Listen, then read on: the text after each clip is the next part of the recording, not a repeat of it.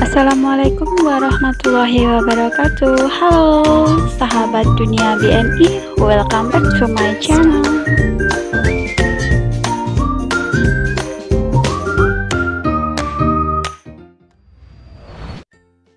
Pada rekan-rekan pers yang telah hadir dan juga yang mengikuti secara virtual, izinkan saya menyampaikan beberapa hal sebagai berikut.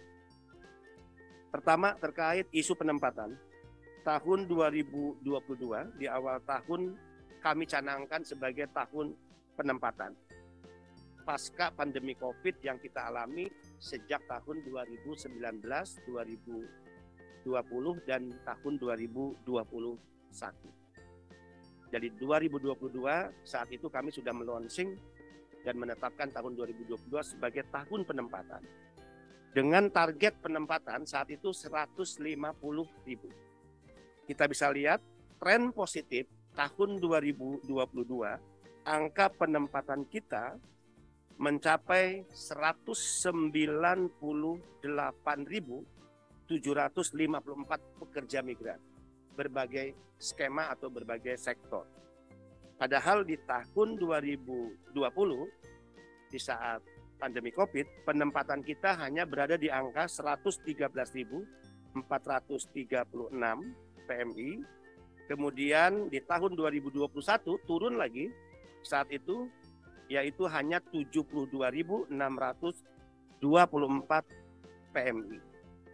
Tahun 2022 kami tetapkan dalam launching saat itu sebagai tahun penempatan, dan alhamdulillah per 30 Desember siang ini penempatan kita sudah masuk di 198.754. Artinya tren positif ini menggambarkan bahwa penempatan pekerja migran ke negara-negara penempatan sudah berlangsung secara baik dan bahkan melampaui target yang kita tetapkan.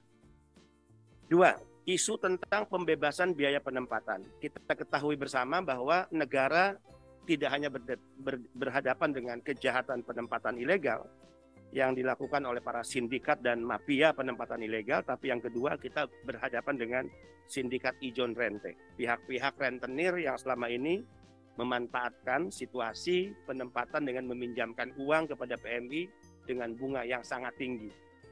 Mereka menjadi monster dan lintah darat yang menghisap darah gaji-gaji PMI setiap bulan, akhirnya habis hanya untuk menutupi pinjaman hutang kepada para pelaku ijon rente.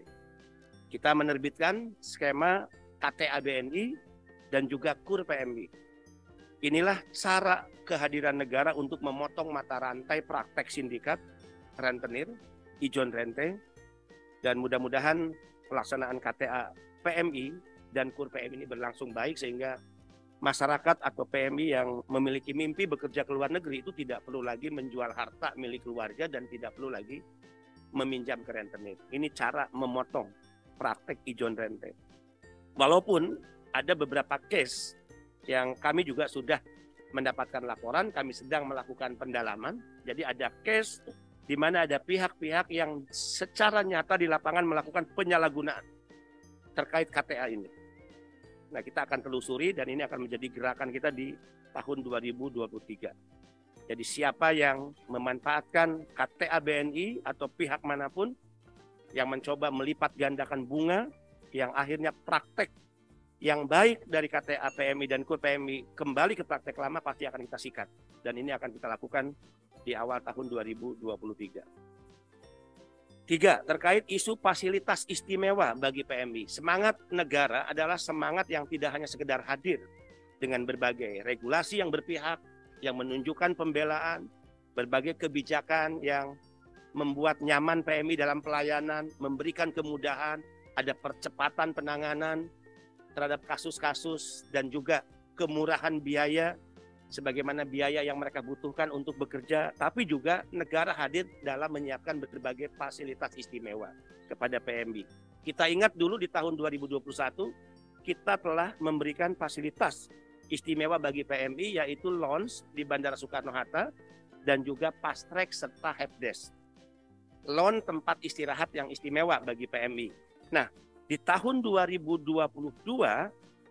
tepatnya tanggal 14 Desember 2022, kita sudah memberikan tambahan fasilitas launch untuk PMI di 5 bandara internasional, 5 fasilitas fast track di 5 bandara internasional, dan juga 5 helpdesk di 5 bandara internasional, yaitu di Bandara Juanda, Surabaya, di Bandara Ahmad Yani, Medan, Semarang, kemudian di Kuala Namu, Medan, kemudian di Denpasar, ya, Bali, dan juga di Mataram atau di Lombok, NTB.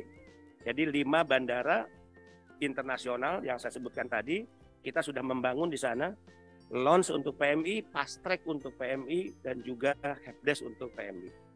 Thanks for watching and see you next video. Wassalamualaikum warahmatullahi wabarakatuh. Bye bye.